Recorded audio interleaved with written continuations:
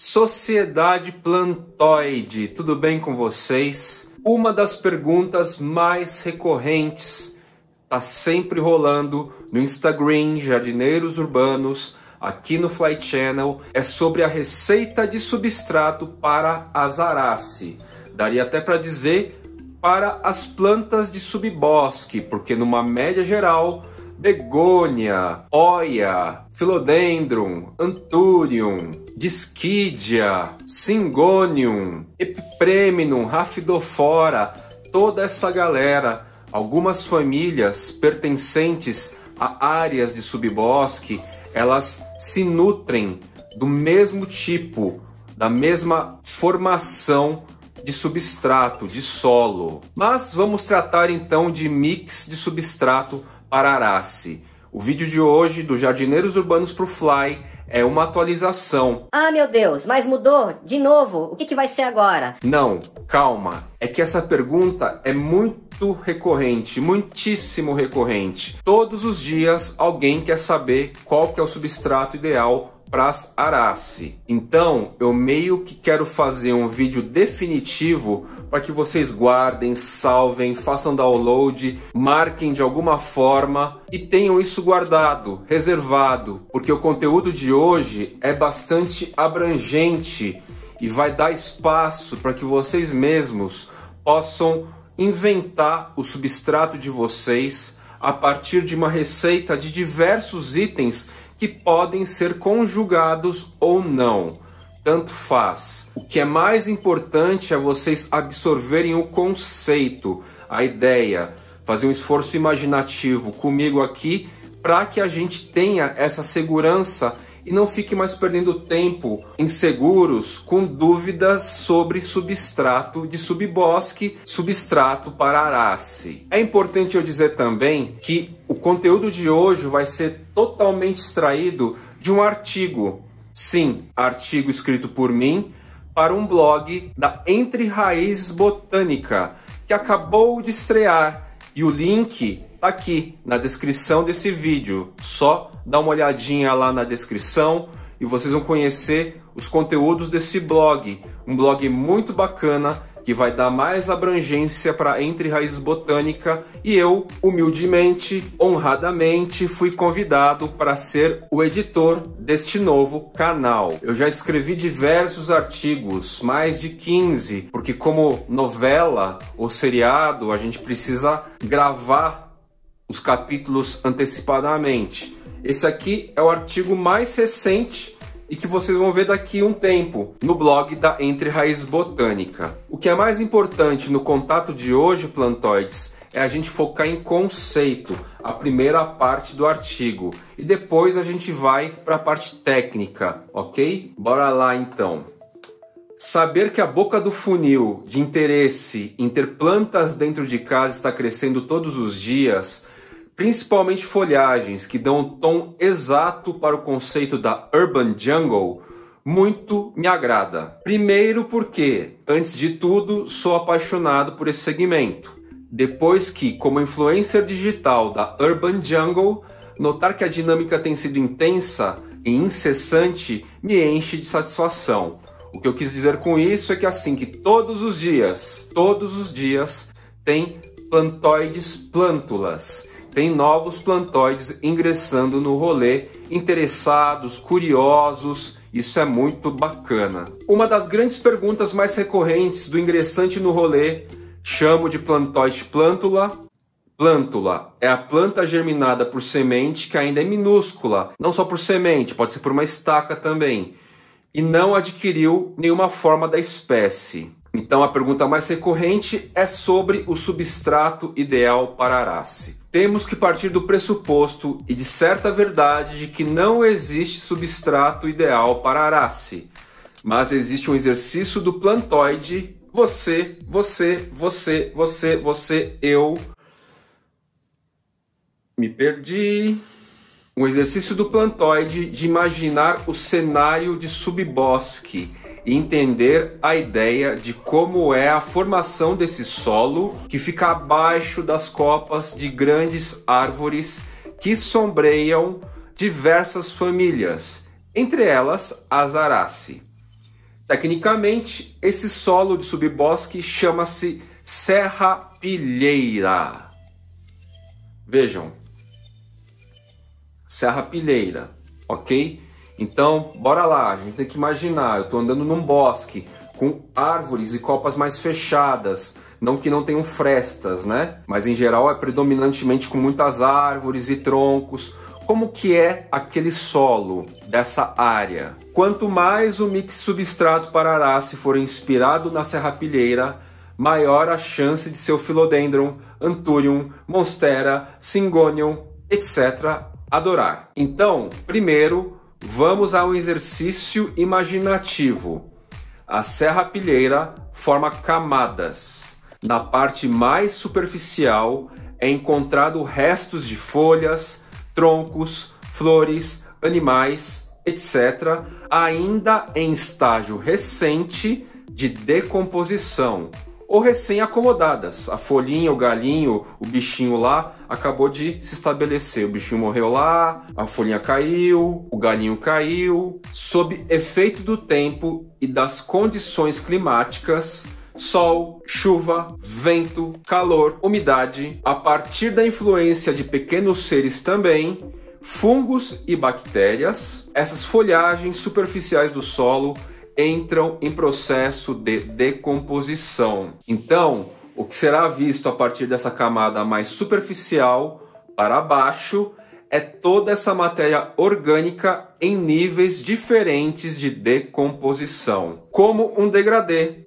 A parte superior, mais heterogênea, mais sólida, aí vai descendo, descendo, descendo, até ficar com um aspecto mais homogêneo, e nas partes mais profundas se assemelhar a uma terra. Como neste ambiente natural, os únicos seres que passam por cima são animais, furtivamente, essas camadas não sofrem pressão por cima, e assim não compactam. No contexto natural, não tem nada muito volumoso que passe lá nessas áreas, tirando trilhas feitas pelos próprios animais que ajudam a compactar essa terra. Então, fica aerada, que a gente chama. O solo de subbosque acumula bastante espaço entre os elementos que o compõem, o que favorece a presença de ar, oxigênio, entre um elemento e outro, entre uma partícula e outra. Outros pequenos seres, como minhocas, tatus, besouros, etc., vão ajudando a criar dutos, túneis, canaizinhos no solo para aumentar a oxigenação. As próprias raízes das árvores, vezes ou outra, colaboram também para essa aeração. E outros pequenos mamíferos que escavam, que cavocam, também vão ajudar na aeração. Então, plantoide, imagine esse cenário com a maior precisão possível, porque assim tudo vai ficar mais seguro quando o assunto é substrato. Talvez alguns inscritos aqui do Fly Channel e seguidores lá do Instagram não façam ideia prática do que é isso, mas em filmes a gente tem essa ideia. Bosques dos Estados Unidos, da Europa, apesar de terem espécies de clima temperado, formam aquele tapete em áreas de bosque, de subbosque, onde a sensação é muito semelhante, tá legal? Falada então essa parte conceitual, imaginativa, que é a parte principal, se a gente conseguir projetar essa ideia e compreender, internalizar, o resto do rolê fica tranquilo. Nosso papel é imitar / simular esse tipo de formação de solo de subbosque para criar condições ideais para as arace ou plantas de subbosque. Para isso, eu divulgo constantemente a receita de mix de substrato para arace. E essa receita que eu divulgo, já divulguei e vou reforçar por aqui, eu uso para 90% dos meus potes e vasos. Obviamente, não teremos condições de trazer a serrapilheira. Em alguns casos, sim. Se você mora aí em regiões com bosque, você pode recolher um pouquinho e se aproveitar dessa mistura natural. Você precisa ter um cuidado aí maior com fungos, mas mesmo assim, eu mesmo faço a minha serrapilheira aqui com o resto de todas as folhas, vou depositando nos vasos, no canteiro, no painel paredão, e assim, Convívio com fungo, a gente tem que se acostumar. Como eu já falei em outros vídeos, conseguir identificar o fungo que é efetivamente prejudicial e que se espalhe, certo? Então eu estava falando aqui que não teremos condições de trazer a serrapilheira em contextos urbanos. Também não teremos condições de trazer os pequenos seres, nem é legal fazer isso. Todavia, existem dezenas de materiais ao nosso alcance que podem simular essa realidade. Então a questão é o que? É simulação com o que a gente tem, com o que é possível, ok? No meu mix de substrato para arace ou subbosque, eu utilizo substrato pronto da Biomix, aquele que é para flores, que já é rico em matéria orgânica e nutrientes em estágios bacanas para que a planta já absorva. Perlita e casca de pinus miúda.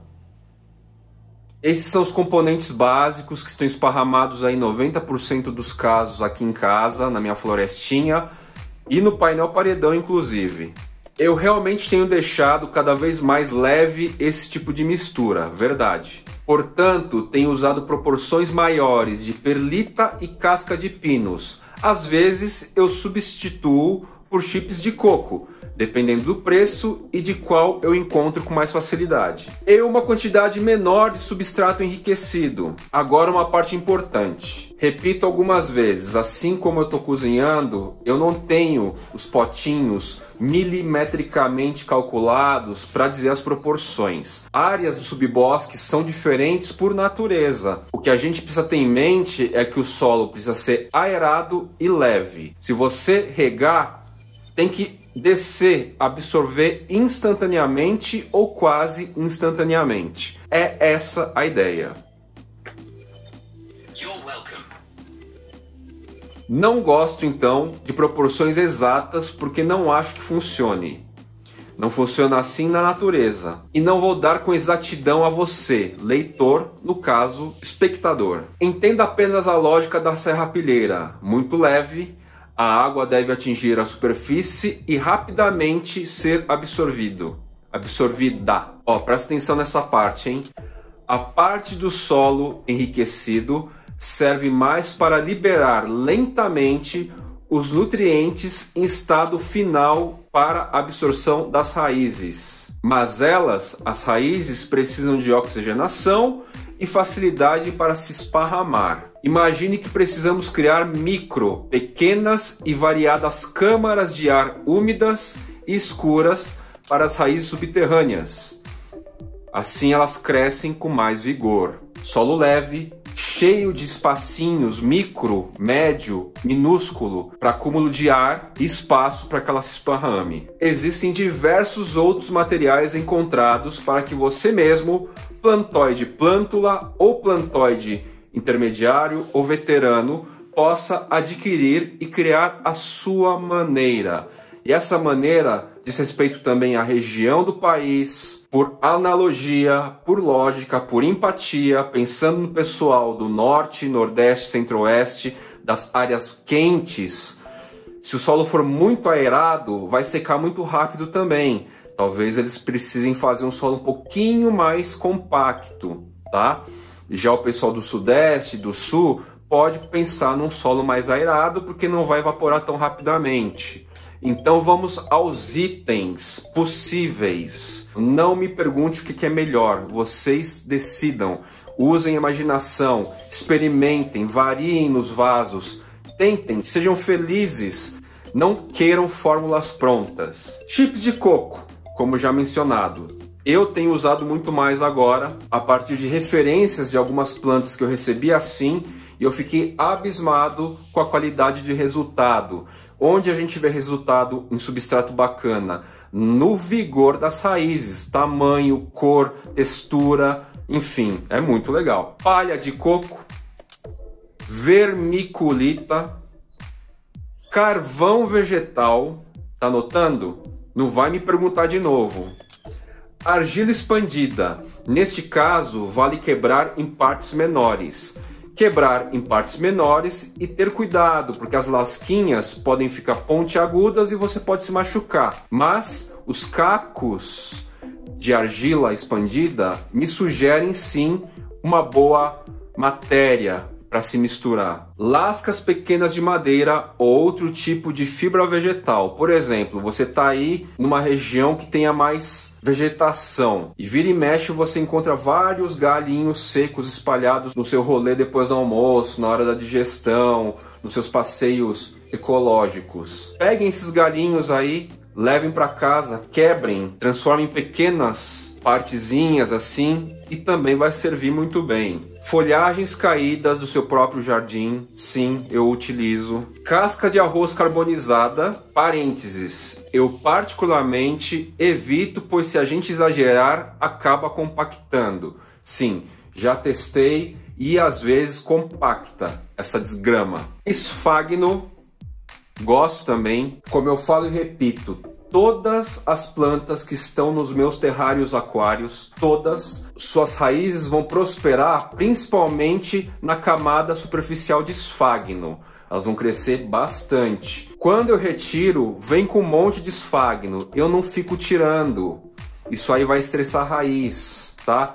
Isso aí pode danificar a raiz, isso aí pode promover fungo, aumentar um contexto mais bacana para fungo, que não é legal. Então eu mantenho, tiro, mantenho, dou uma leve chacoalhada assim e coloco no vaso novo, no pote novo com o meu mix ideal. Nenhum dos potes que eu fiz esse trânsito teve problema. Eu tô falando aí já de umas 10 plantas, né? É um universo amostral relativamente ok para um plantoide. Grãozinhos ou pedacinho de isopor. Sim, você pode pegar lasquinhas ou grãozinhos de isopor para ajudar a formar espaçamentos nesse substrato. Ele não é tóxico, ele não é orgânico, mas não é tóxico. Então, você pode experimentar desse jeito. Já vi também situações, se assemelha inclusive com a própria perlita. Lascas de cortiça. Cortiça, se vocês não sabem, se for a cortiça verdadeira, vem da madeira. Serragem, atenção, não em pó. Eu não estou falando em pó aqui, em lascas.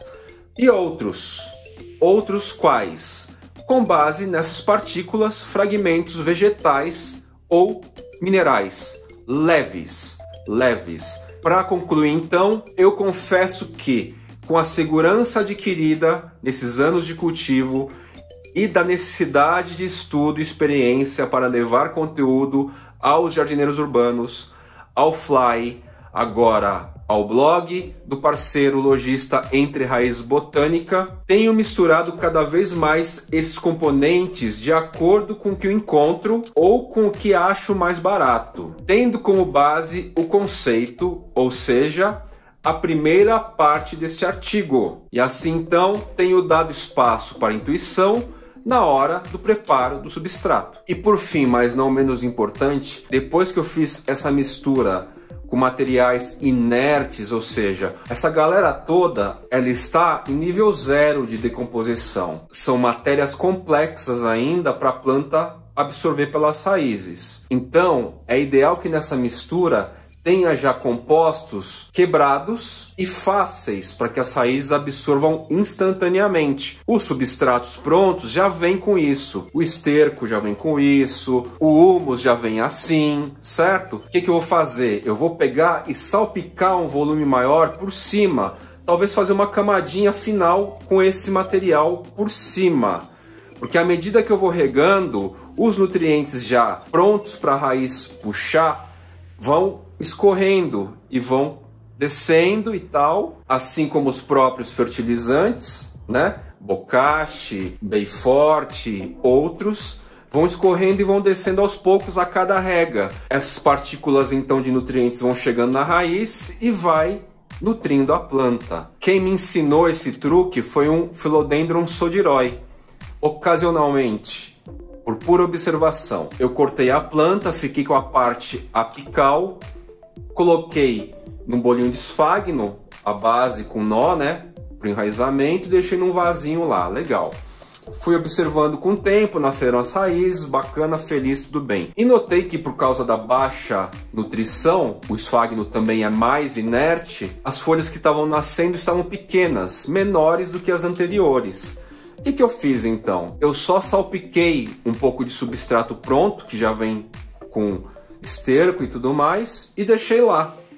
Depois desse movimento, a planta deu um boom. E aí eu falei, olha só, vou começar a fazer assim meus vasos. Vou preparar assim meus substratos. Preparo com a matéria inerte, mas que vai dar aeração, né? Vai dar leveza, vai dar espaço, dutos para que as raízes subterrâneas possam se esparramar. Faço uma camada superior com substrato enriquecido e à medida que eu vou regando, os nutrientes vão descendo e tudo fica feliz.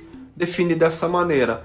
Então até os potes que vêm só com substrato inerte, tipo chips de coco, eu já salpico um pouco desse mix pronto, tipo da BioGreen, tipo da Biomix. Uma lógica semelhante é salpicar bocache, é salpicar outros fertilizantes do seu agrado, cote e assim por diante. Só que o substrato com terra ajuda a segurar elementos sólidos, cotes da vida, o próprio pó do bocache. Você segura na superfície e só vai caindo, só vai descendo à medida que você rega e aos poucos, tá? E foi assim por hoje, vou ficando por aqui. Até o próximo vídeo!